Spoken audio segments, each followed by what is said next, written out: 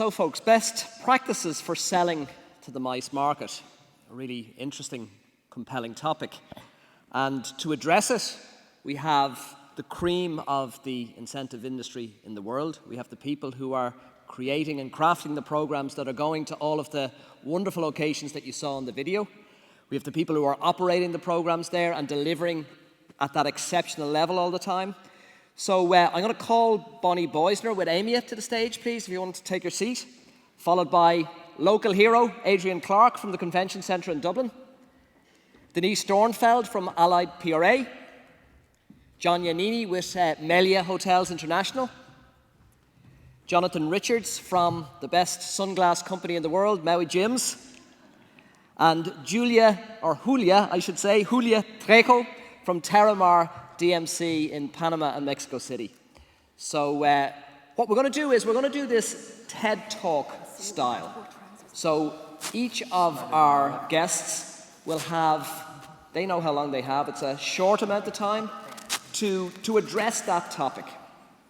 So to give their unique point of view on selling and specifically addressing what's currently working effectively in the global marketplace. So I think a much anticipated session. Keep the questions coming to us on Slido. We'll get an opportunity at the end of the session to hit them all with really hard questions. But let's get straight into it, and first up will be Bonnie Boisner from Amia.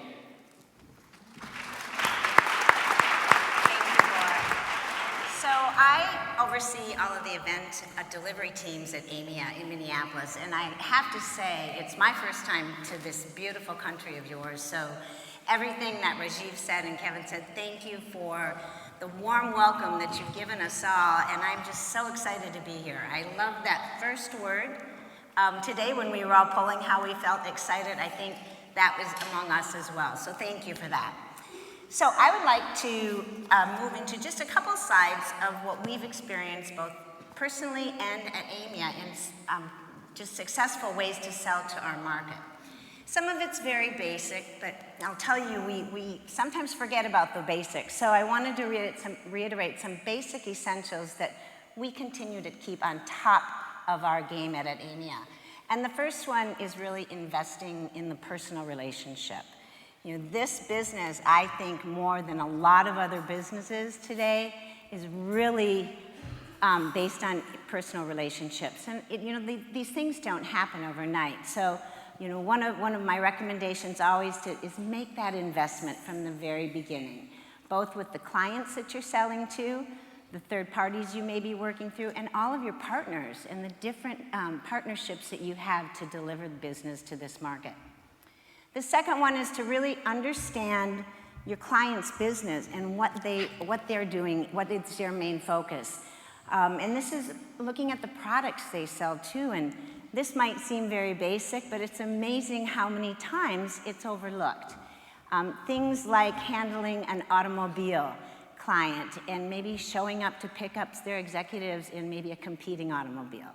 You know, if you're working with a delivery company like a FedEx, don't send your documents via UPS. And I know that seems very basic, but it's just amazing how many times those little details are overlooked. So really understand what business your clients are in. The third one is to be a strategic partner and not just a salesperson.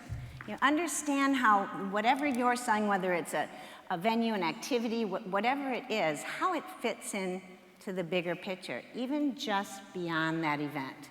Because knowing that bigger picture, you can become more strategic in all of your discussions with the people you're selling to.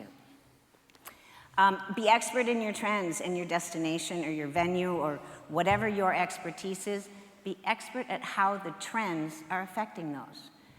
Because that's what a lot of people depend on you for. So those trends are changing. I know it's a lot to keep up with. There's a lot of things that you need to do to stay on your game with making sure you're expert in the trends, but specific to your products and your services. And then lastly, help your clients get away from that tradition. You know, it's very comfortable to do what you did last year. It's very comfortable to use the tried and true things. Really help those clients think differently.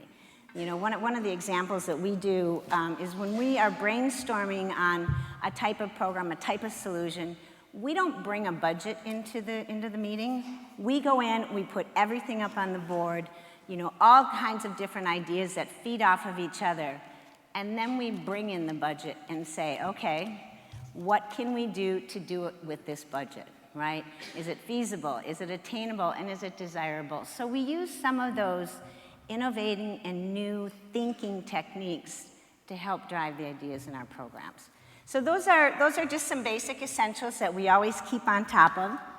But then when you look at the program components, okay, I'm moving it. There we go. So these are how to get some winning program components and looking at the trends that we have today. You know your participants and what excites them personally. You know, everything is about personalization and individualization. So know what that is, and you can get that through your stakeholder, through your partners, and you know, even through different types of activities or surveys that you can do before the event, and bring in things that excite them personally. Also with choices. We've heard this several times, you know, throughout the last year and in different forums that people want individual experiences and they want choices, especially that whole group of millennials coming up. So make sure that even in big programs, bring in some individual experiences, individual opportunities, and give them choices. A couple examples of this is, you know, just on incentive programs, we've done things like having like a flower boutique to have the participants choose their own florals that are going to stay in their hotel room for their stay. So they choose them, they make them, they're giving choices, and it's an individual experience that we're having the whole group go through. Snacks, the same type of things. Having when they get on board, usually there's a welcome amenity or something in their rooms, and we let them go pick that out and put a snack basket together. So just some small ideas to give choice and to make it individual. And then you always have your tried and true things that work every year that everybody loves. Look for ways to shake it up a little bit. Put a little individual twist on it. You know, we do a lot of charters, and you do probably a lot of charters here and in other locations around the world. Have a hangar party before the charter takes off. You know, bring some of that individual custom things inside of the airplane. So the tried and trues are always great, but always look for opportunity to shake it up a little bit. And then lastly, surprise and delight. Oh my gosh, we've had so many surprises and delights in our days here in Ireland. Whether it's in entertainment, whether it's in food, whether it's in the venue, always look for that surprise and delight, because that's what's going to stay on top of the memories as people leave, and that whole trip, it just extends the whole trip. And lastly, technology. I love the way we're using technology in this forum. Think of every type of event that you do and how you're going to bring technology, and people are using it all over. We're not just doing social walls in meetings like this anymore. We're taking them out to the beach. We're using beacons to be sending messages via mobile devices. So always look at the technology and how you can incorporate it, because it enhances the individual experience. So those are my tips. I'm sure we'll have some opportunity for Q&A, so I'll turn it back to you. Wonderful. Thanks a million, Bonnie. What a great start. I think many of us here can attest to the amazing creativity that AMIA and what you were formerly known as Carlson Marketing has brought even to our destination. Some of the most spectacular events that we've ever staged here were in partnership with AMIA. So thanks for that. And everybody here, exactly. We're going way back in time, Adrienne and myself. With Sue, we were on that first site board way back in the 90s. Nothing has changed since then, Adrienne. Please. Hello, everybody. I think it would be interesting to ask people in the room, when was the first time they heard about building a convention centre in Dublin? Quite a few years ago, I would suspect. For me personally, it was back in 1982, and I remember they said it was going to cost 3 million punts, and there was a gasp at the time. So you can imagine, by the time it finally got built in 2010, you could add a couple of zeros to it. I will say, I think, personally, it's the most spectacular building. It's located, as you all know, along the river, overlooks the sea and the mountains. It's 5 stories over basement. 3 of the floors house the auditorium, which is quite a spectacular space, then lots of breakouts, and of course exhibition space. So what do? We look for international, global conferences. That's our business. We concentrate on association and we concentrate on corporate. Our main focus areas are technology, science, and medical. We, of course, work with everybody, Dublin Convention Bureau, PCOs both at home and overseas. We work with all the various platforms in our marketing department, and we go to a lot of trade shows. It's very expensive for us to go and travel overseas and do those big international one-to-one sales meetings, so we use the trade shows wherever possible, because, of course, face-to-face is what it's all about. We have a team of 8 concentrating on those markets, and we're looking for, personally, my area is associations. So I know you've heard the word associations a couple of times today, and I know for many of you here in the room it's not particularly your area, but it's certainly mine. And I'm sure you've understood at this stage that there's an association for absolutely everything at this stage. Last year, for example, we had SMAC, we had headaches, fertility, and I've no doubt pediatricians will come next. So there's a consequence for everything.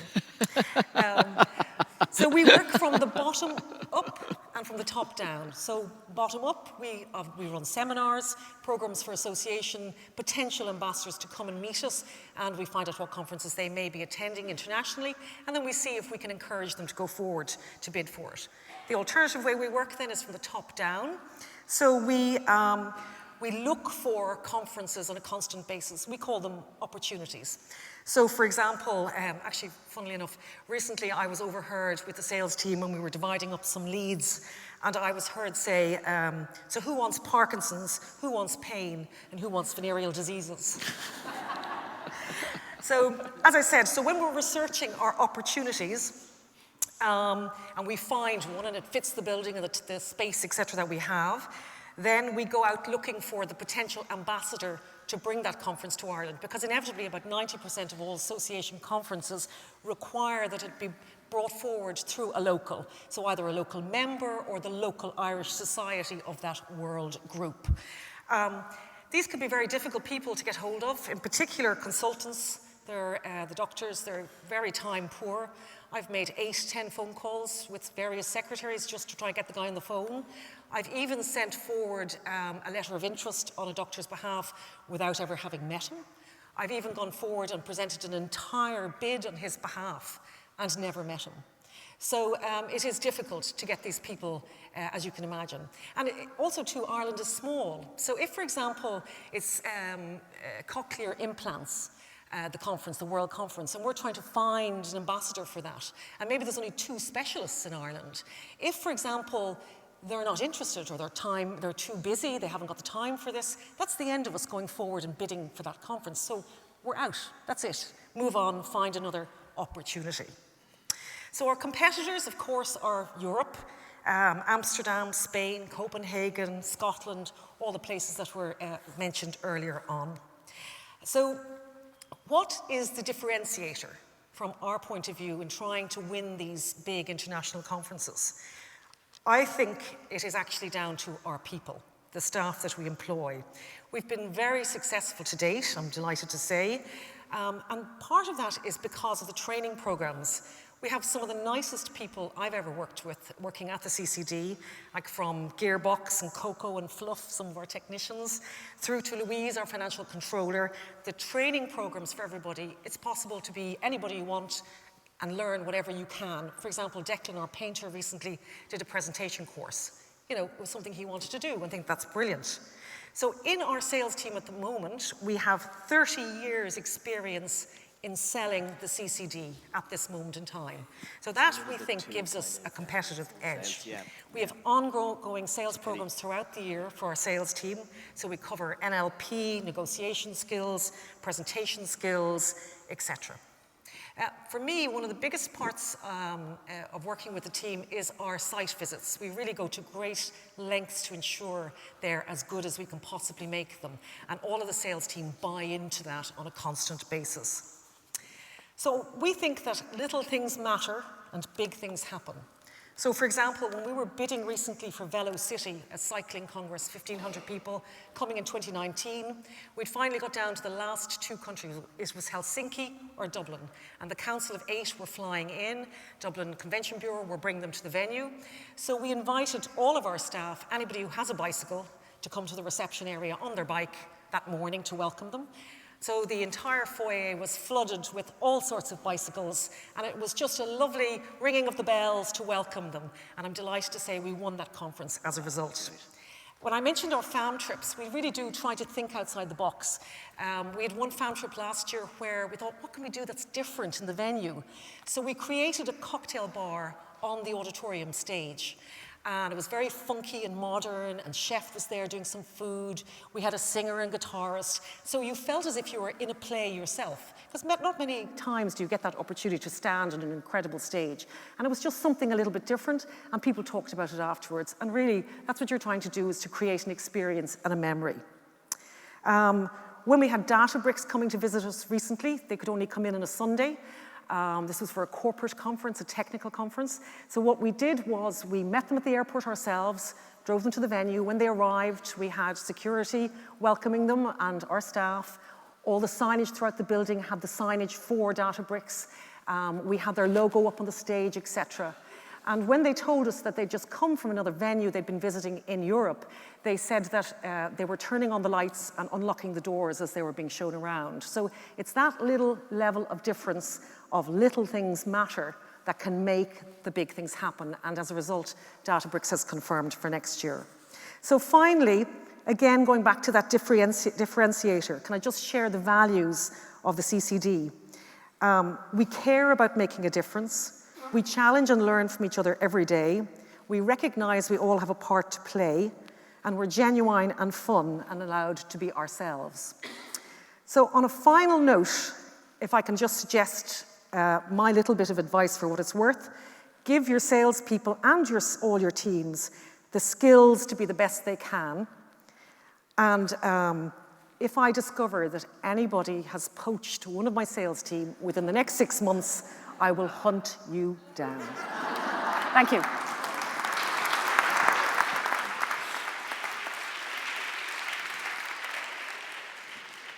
You don't want to be hunted down by Adrienne.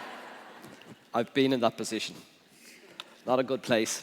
Adrienne, that was wonderful. Training, obviously, hugely important in the whole way of preparing an entire kind of staff to receive an important conference. And then obviously, in relation to what Adrienne shared with us, it was very much orientated around associations. But as we know, when associations come to town, it delivers business for everybody. So, for example, the association of the International Bar Association, which brought about 5,000 people to Dublin, was probably as high-end as any incentive experience, just in terms of the activity around the city, the restaurants, and so on. So all very much linked. All of those letters on the acronym of MICE are all interconnected. We're going to the DMC sector next, and many of us in the room, as we saw from earlier on, belong to that sector and love that sector. And it's a sector that was developed in the United States. And if there was a pioneering company in the United States to really define what DMC is all about, it was certainly the company that Denise Dornfeld belongs to, Allied PRA. So we're really very privileged and honoured to have Denise here to give us some tips from a DMC perspective as to how we can win the business. Thank you.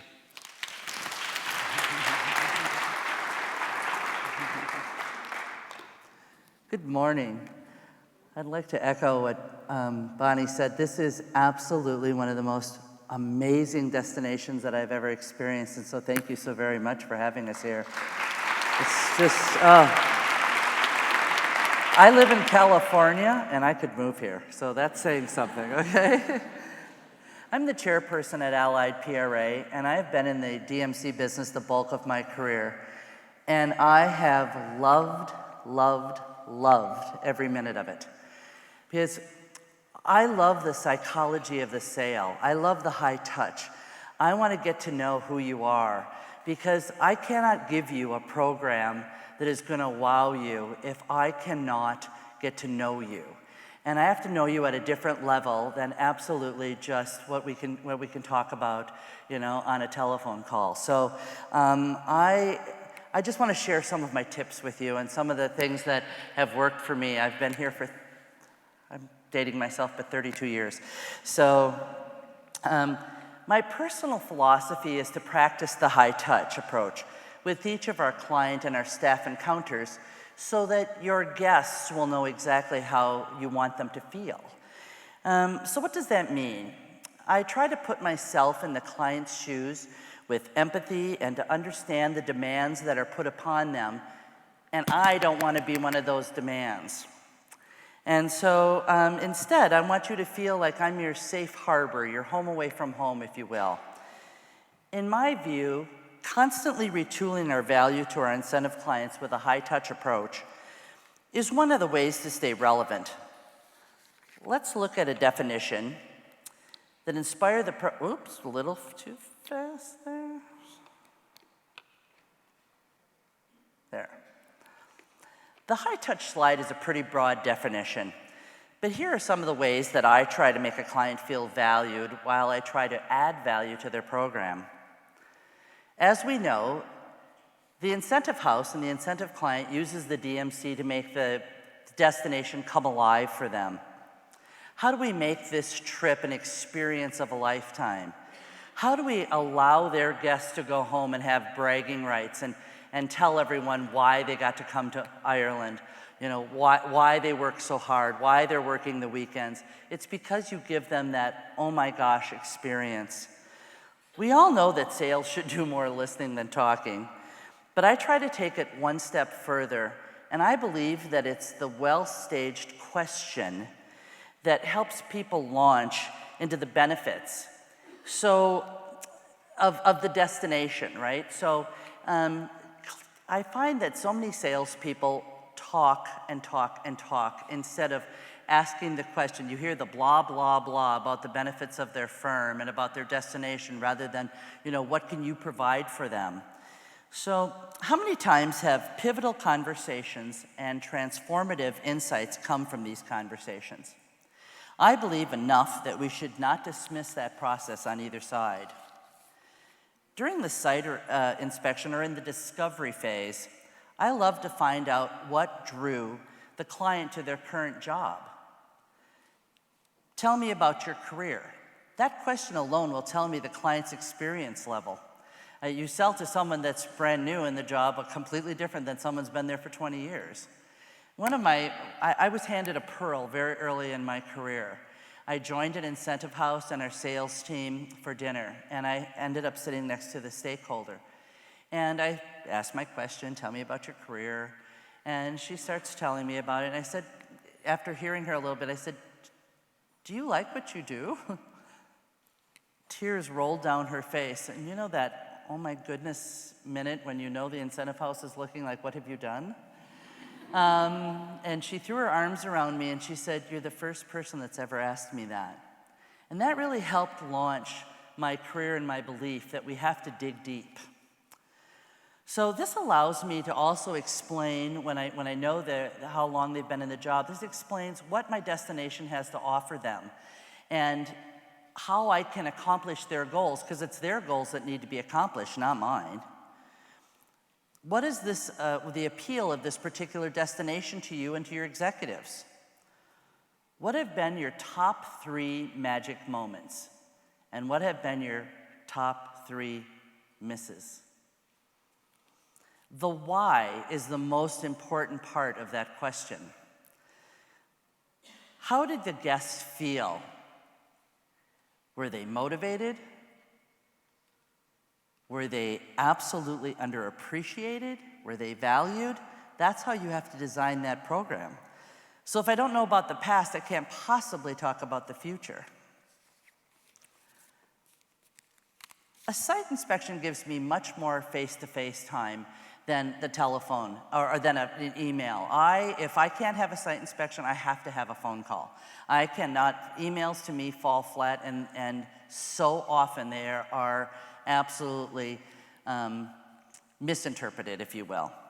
So I like to hear, because it's sometimes the inflections or the hesitations that tell you the most. How do you demonstrate your service level? You know, how do I make them feel that I've orchestrated and I will orchestrate their program? Well, I try to do that on the site. I want them to feel exactly like they're going to feel on their program, how their people will feel. So I leave nothing to chance. I have people staged at every single spot. I have them sometimes wearing the same color scarves if we have the scarves that match the client's logo. Anything to make them feel special, that we're paying attention, that I have heard them. I try to introduce the client to our entire team as well. I want them to know that there are many people behind me. It's not just me, but I have a sales team, I have an ops team, I have an executive team. Do I take them to the office? Do I introduce them to our executive management team? What will make them feel more secure in choosing me? Is it that I have to show them my emergencies preparedness plan? Do I need to demonstrate somehow my fiscal responsibility? My personal favorite is to try to wrap the 5 senses into a site. I will do things with a certain scent throughout the site. I'll also take them to a warehouse so they can touch the textures and feel it and look at a marketplace of my decorator. And if those work, then I like to capture that and use that in the proposal as well and send it to them in a box with the scent. You know, there's many tricks and trades that you can do. I also like to include a message from either me, our president, someone, again, to prove to the client that I heard them, that I know what they're looking for. Make sure the client also knows the star qualities of the DMC. I'm their experienced designer. I have to prove to them that I have the right to be here with them, that I have the right to earn their program. So I have to make sure that I talk to them constantly about what qualifies me and my team to be here.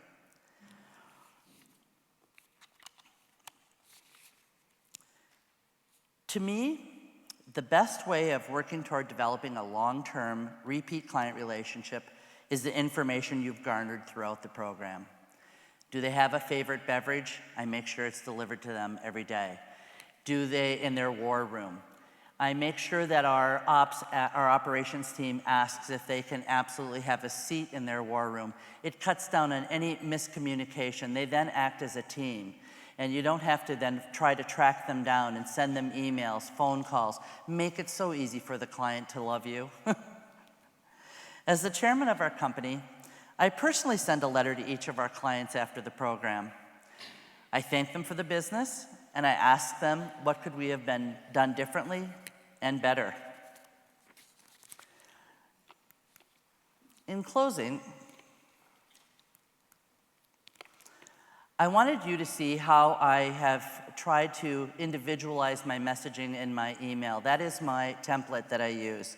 You would not believe how many people comment on it, because to me, an email is flat. It's everybody's got that. The pop of color, the pop of my picture, they also know who they're going to meet. That seems to work. And I have this for a thank you, I have congratulations, I have did you know when I want to send some facts. But as a successful DMC, my mantra is truly best summed up by Maya Angelou's saying, I've learned that people will forget what I've said, people will forget what I did, but people will not forget how I made them feel. Thank you.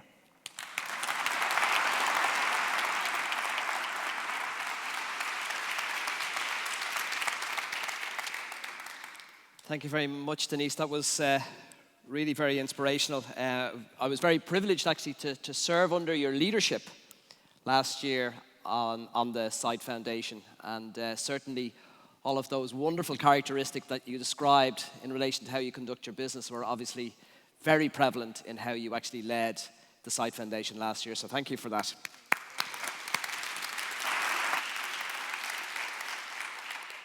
And I love that phrase, experienced designer, for the DMCs. Really good, really good. We're going to move on the hotel side. We're really very privileged to have an international hotel salesperson with us who brings to that position not just hotel experience, but also experience on the agency side, having worked in his own agency for many years. John Lannini moved to Wyndham Hotels and brought Wyndham Hotels very much into the incentive space and created a new niche within Wyndham for incentive sales. He's been doing that for about 5 years now, is it, with Melia? 7 years with Melia. God, how time flies, John. It does. And does an amazing job. So really looking forward to the tips and tricks that you have for us, John, as to how to maximize hotel sales to the incentive industry. Thank you.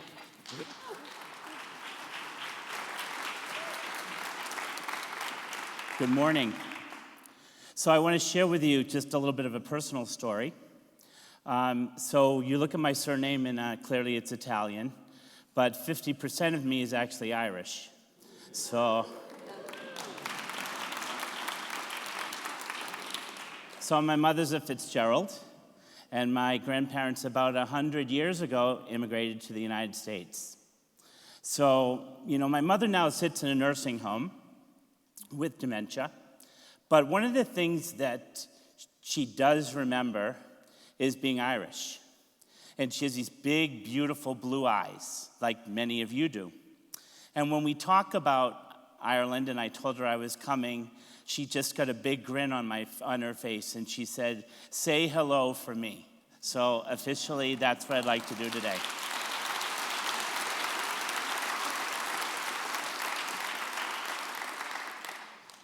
So for my quick TED Talk today, as Pork mentioned, and Pork and I have known each other for 25 some odd years or so, first meeting at a site conference in Istanbul.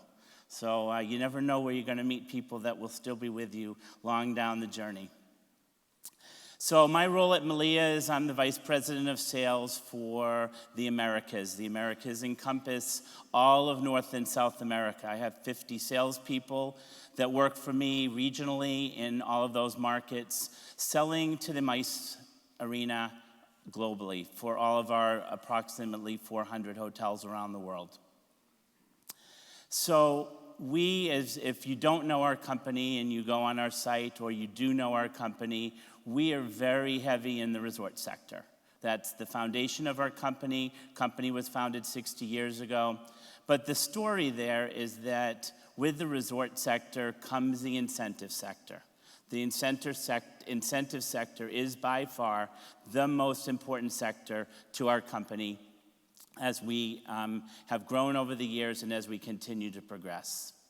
I've sat in many sales meetings with my teams, and we dissect all of the different segments, and we talk about what's important to the association customer, what's important to the corporate customer. I sit with my BT colleagues or my OTA colleagues, and we talk about that. But when it comes to the group market, our team really needed to understand the group customer that is MICE, or that is the I in the MICE. So with salespeople, it's easy to dissect what those customers are, what they're looking for. But what we found as a best practice that really has resonated strong in the last couple of years is that we take it one additional step. We've taken it to the hotel level. So if a hotel has, in the MICE segment, more than 35% incentive business, we developed a training program for 2 levels. Number 1, for the leadership of the hotel, but number 2, which is even more important, and we're very, very proud of this, for the line employees. An incentive trip primarily is a trip that someone's won. They're overachievers. They're helping make their company successful. The trip, as everyone knows, is self-liquidating. So a goal and a margin is set in place. And then if achieved, it's helped the company make the money that funds that trip. Pretty simple. That's the dynamic. That's what's worked for years, since the 60s when this first came out. Models are a little bit different, but the primary business is that way. We want our employees to understand that. When they meet an incentive customer, it's very different than meeting a leisure customer. They're meeting a winner. and they have to understand that those people achieved and won the trip. It takes a lot of hard work. Sometimes the winners are year over year. Sometimes the winners win it for the first time. Imagine how much time someone puts in to win the trip. Then you have the partners beside that person supporting, so the long nights and the extra weekends and all the travel that comes along with making that goal, and they get rewarded as well. So we also want our team members to know how important it is that both people are equally acknowledged. You know, when they go on site, there's going to be welcomes, so the staff is going to be there and they're going to clap and applaud for them. They're going to be able to see these extraordinary events that are created with the help of many of the DMCs that we have.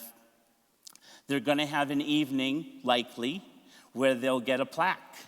And that plaque is their achievement. Or they'll get an award. Sometimes companies give crystal awards. Here, I'm sure Waterford's very, very excited about being able to give people a Waterford trophy so that they can bring that back. We want our staffs to understand how important that is.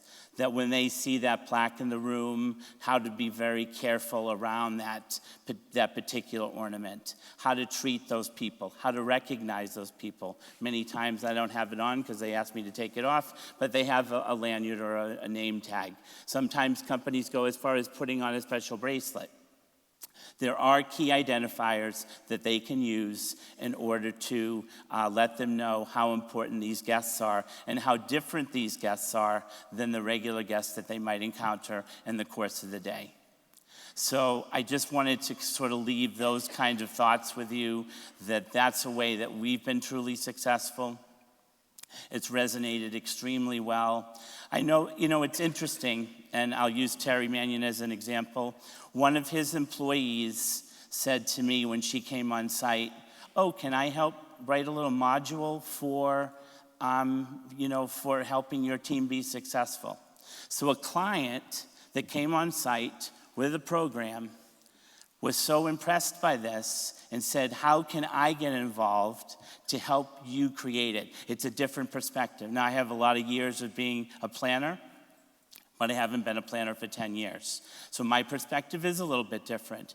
But having engaged customers that think this is a great idea and help us take that to the next level has really helped us be successful. So I hope you take those tidbits and have a rest of the great day.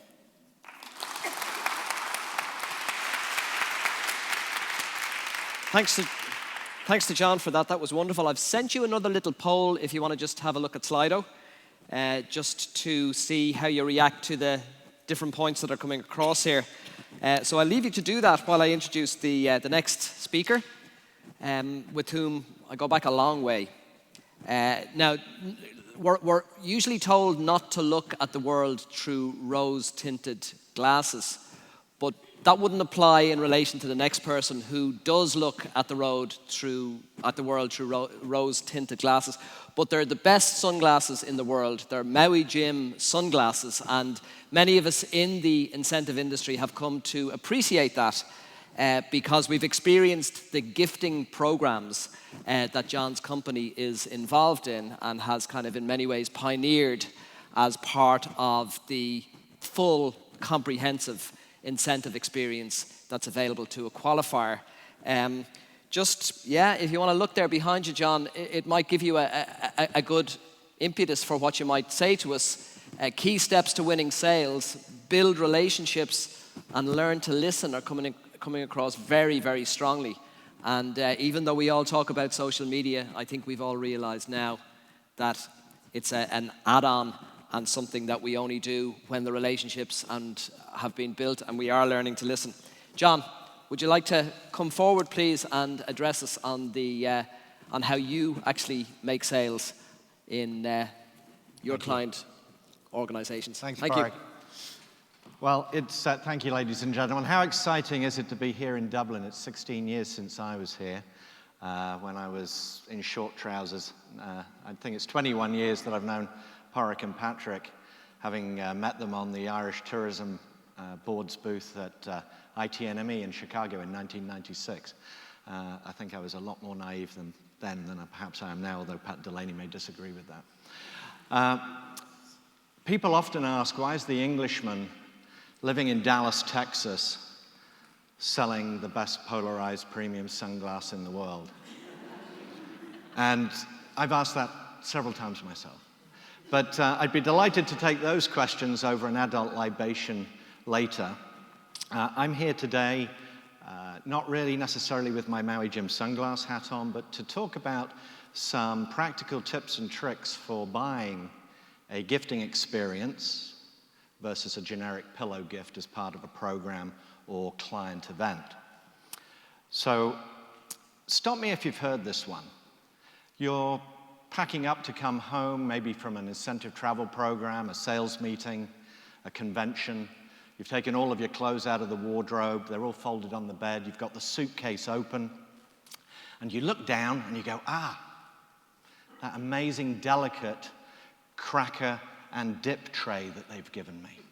And you scratch your noggin and you say, what were they thinking?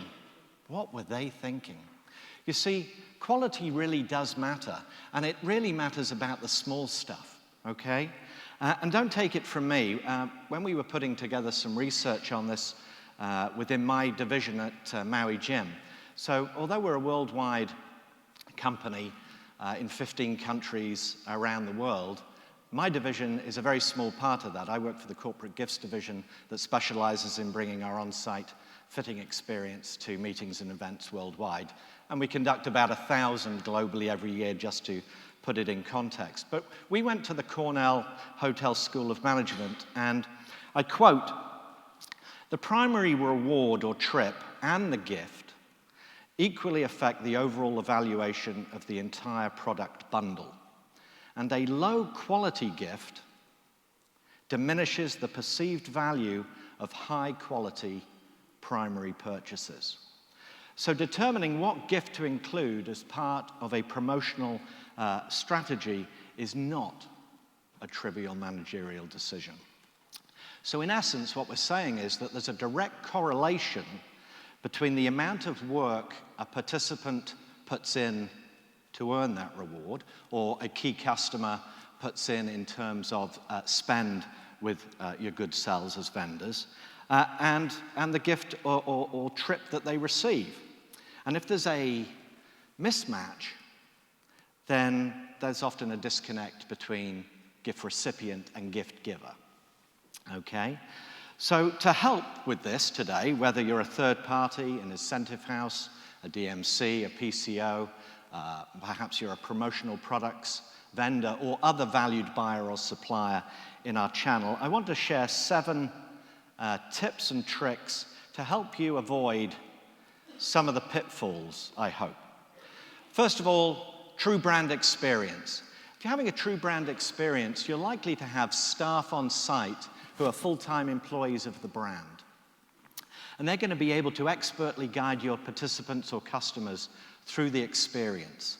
And they're going to be able to talk not only about the product, but they're going to be also able to talk about warranty and, if they have a repair question, how they're going to get that serviced. Okay? Now, you might be working with a vendor who is a third party, and I'm not saying that there's anything wrong with that, but how much training, this may be a question you'd want to ask them, how much training have those staff received in Brand X? And are they aware of the on-site rules when they come to that program, that, you don't expect them to be stripped down to their waists setting up? And you probably don't want them in the bar or by the pool drinking beer with your participants after the experience is through, all right? So food for thought. Secondly, broad and lasting appeal. It's true that in the ideal scenario, we would give gifts that are highly personalized to the individual, all the way around. But in most cases, it's not always possible to do that. So start by asking yourself, what are the age ranges of my audience, whether these are key customers or winners of an incentive travel program? What are their lifestyle choices? While it's fair to say we might look at regionally specific gifts, we also want, and behooves all of us to say, when these folks go home, What will they thank us for? What will they use on a day-by-day, month-by-month, year-by-year basis that will solidify the relationship between them and the gift giver?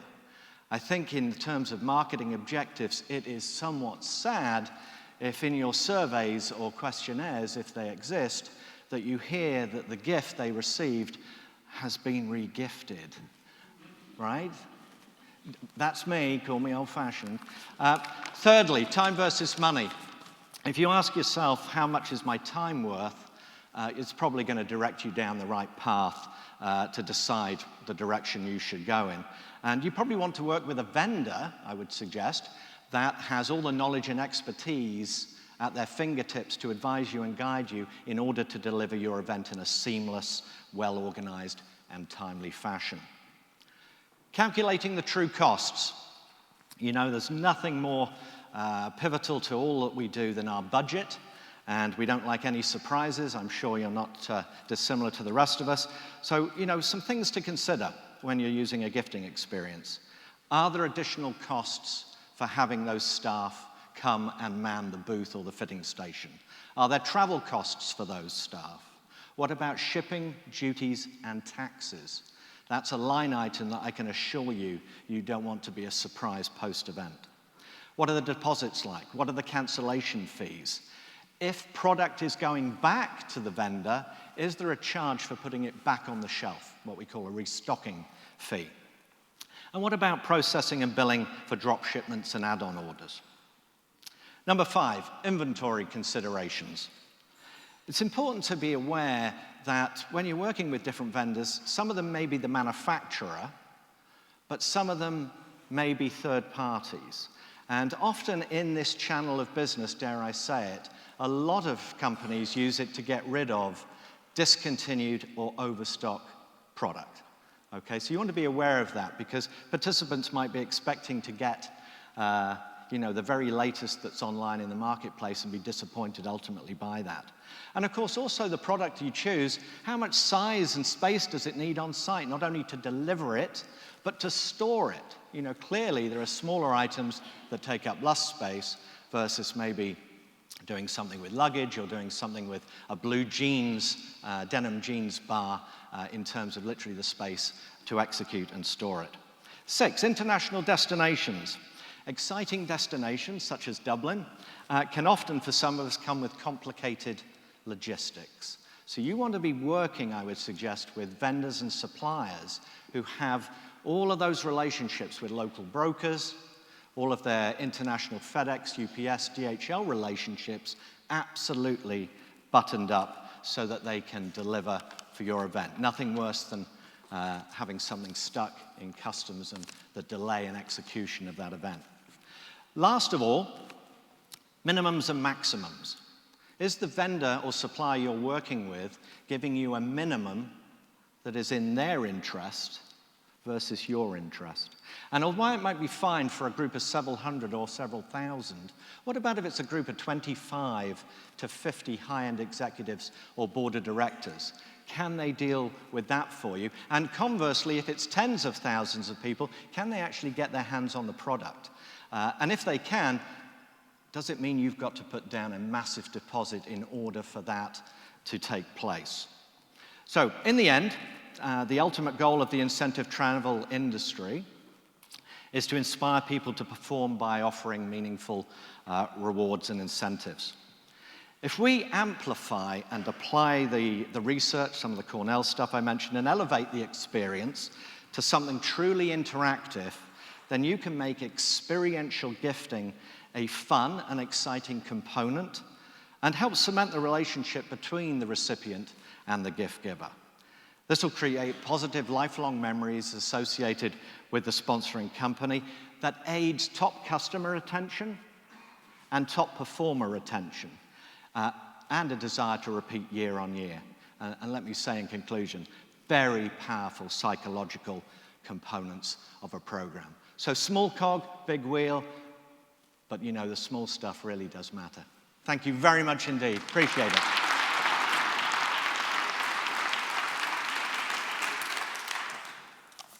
That was wonderful, Jonathan. Thank you so much. Keep the questions coming in on Slido. There's some really, really interesting questions here, and we will have time for a couple afterwards. There's one very burning question, which is going to be coming to you. But in the meantime, we'll move on. It struck me, actually, as Jonathan was speaking, the diversity of backgrounds that most people here have. So I know, Jonathan, you were a hotel salesperson for many years and also worked on the agency side. But that's only small by comparison with Julia, who has worked on the destination marketing side, so for a tourist board. You've worked for an airline. You've worked for a tour operator. And then for the last 11 years, you've been running a destination management company in 2 destinations. So with that background, you have incredible experience to share with us. So please welcome Julia Trejo.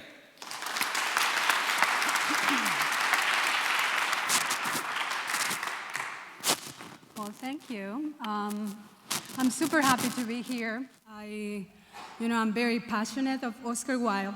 So when we went to the memorial a few days ago, I just felt like I was in heaven. So good afternoon, everyone. Thank you for having us here in the beautiful Emerald Island. I'm very excited to be here, as it is actually my first time in this amazing country. I just didn't know what to expect.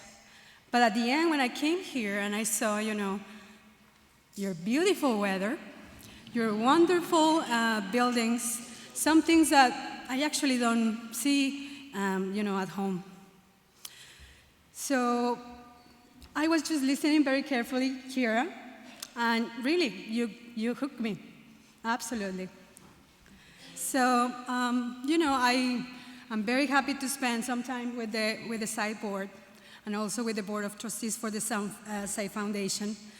And, it's amazing to share, insights and thoughts and experiences with my colleagues here. So because I had the very experienced Denise Dornfeld, which is my friend, and I really admire, I'm going to try to be very brief in the DMC side of this talk. So I know that 20% of the audience here are DMCs.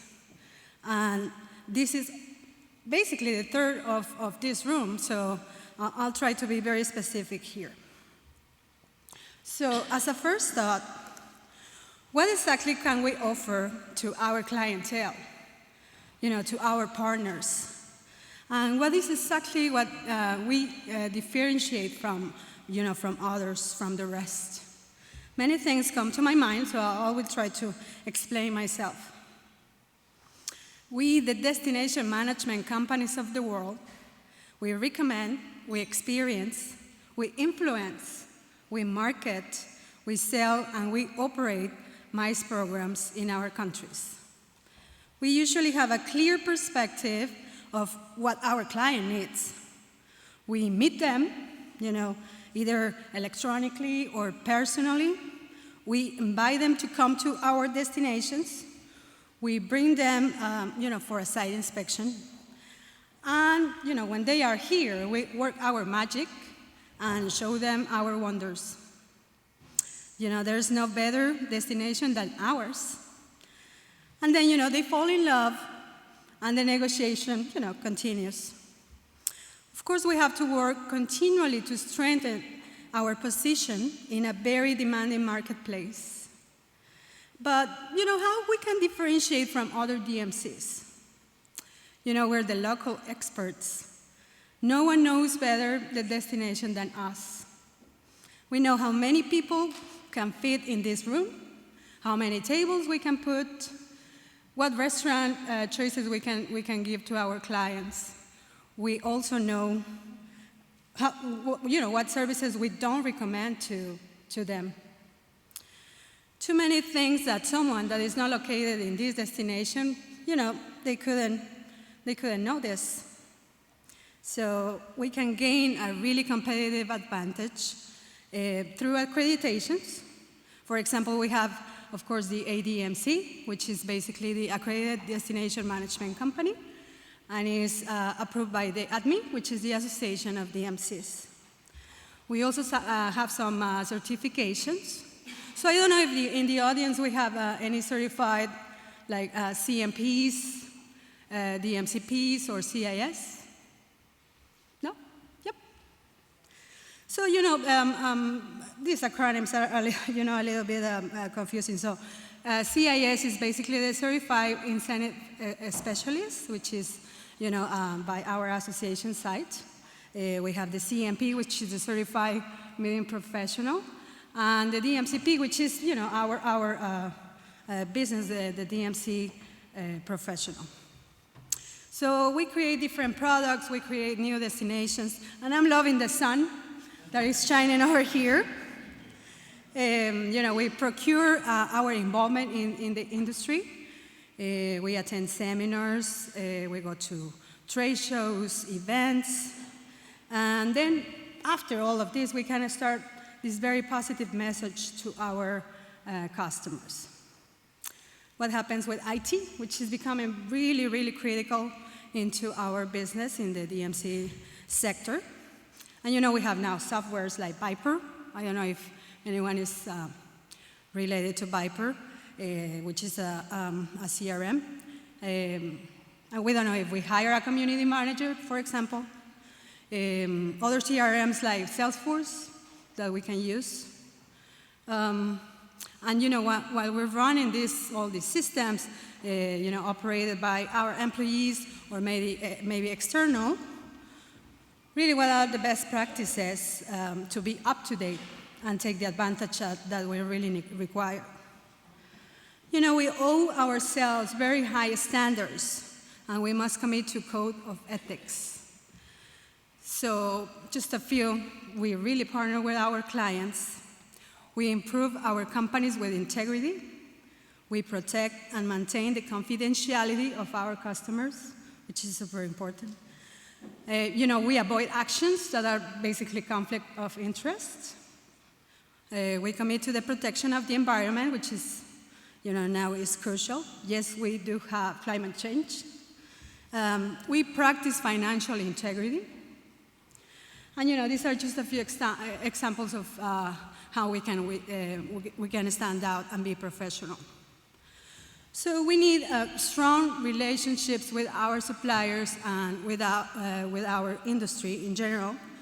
And to our suppliers, we tell, this group is firm, so I'm quoting with you because I really have an interest of doing business with you. We give them all the information they need. We tell them that if we're considering other options. Are we okay?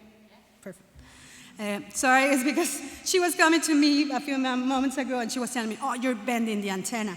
So, thank you. So we don't use information of our suppliers and partners to show it as ours. We don't use other proposals from other DMCs. We are clear on what we ask from our suppliers. And what I do, and this is something that I am like the Facebook police, but we ask my suppliers not to post photos from my clients' events, without consent. I usually ask them to sign a form. And please just accept appropriate business incentives with your suppliers. So we're based, our relationships are based in trust, in mutual commitment. Our clients should ask us proposals, of course, if they have the interest of doing business with us. And then we're basically sometimes, a point of contact for our clients asking us for, brochures, marketing material. So we need to be clear on what we ask from us. We have to be creative, schedule site inspections for ourselves to go out and see what's new in our destination. Sometimes we see the same, and there's always something outside that is different. I love to ask for a survey to my customers. I use SurveyMonkey, and after, in the PostCon, I can actually ask them to fill it out. And you have a very valuable gift that I rarely see in other countries, and it's your beautiful smile. You're always smiling, so I love that. And you know, I told you I was passionate about Oscar Wilde, so as he said once, there's only one thing in life worse than being talked about, and it is not being talked about. And you know, during these difficult times in our country, in our world, I just keep thinking the only way to survive a mad world is to embrace the madness. So, thank you.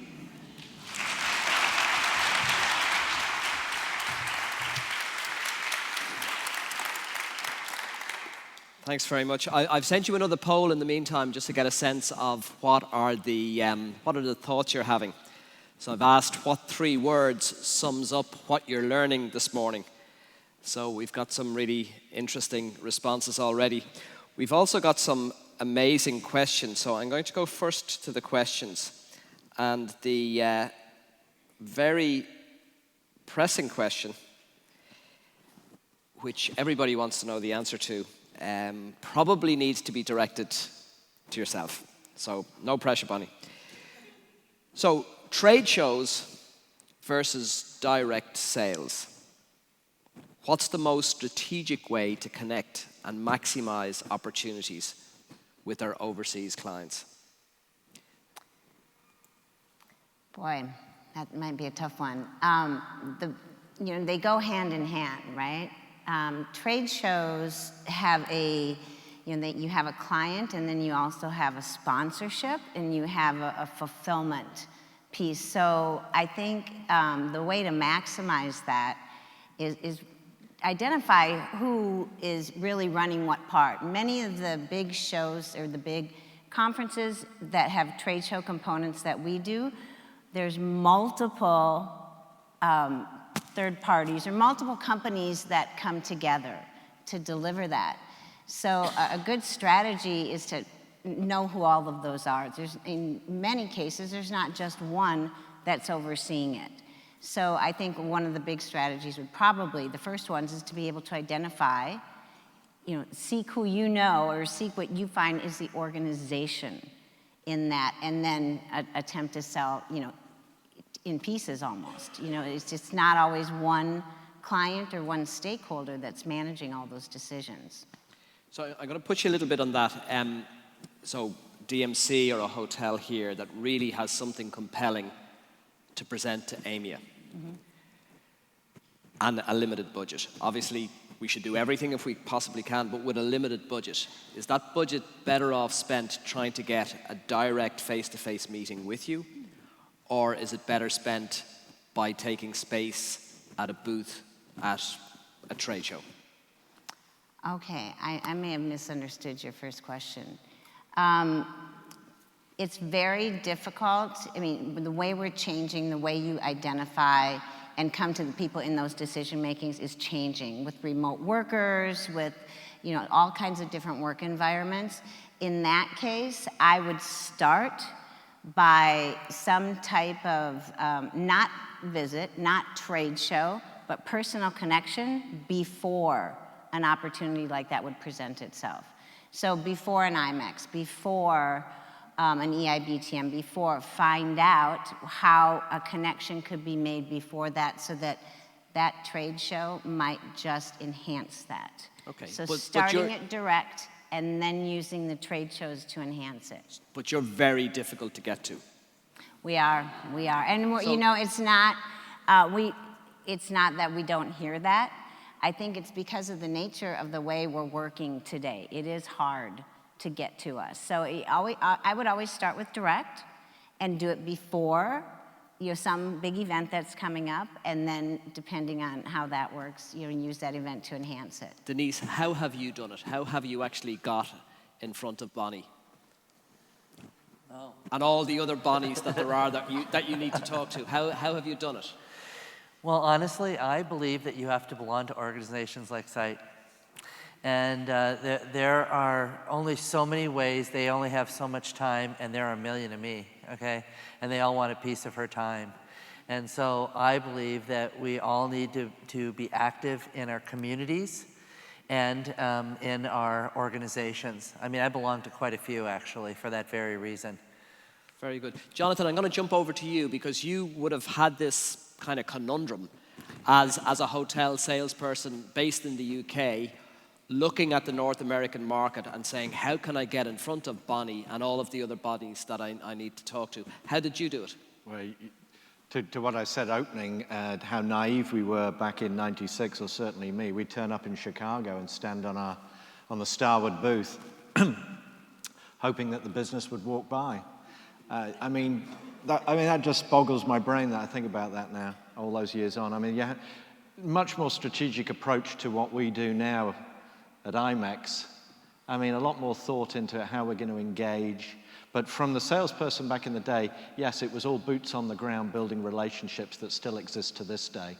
And yeah, you have to get, no business happens until you get in that person's kitchen. I really believe that. Until you're in that client's kitchen, so to speak, that's when there's a unique dynamic.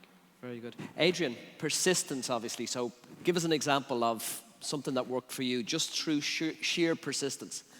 Well, as I said, I mean, at one particular point with one of these consultants, I remember saying to Amanda, the PA to the consultant, I know I'm now stalking you, but I promise I will stop if you can get me in touch with him, you know.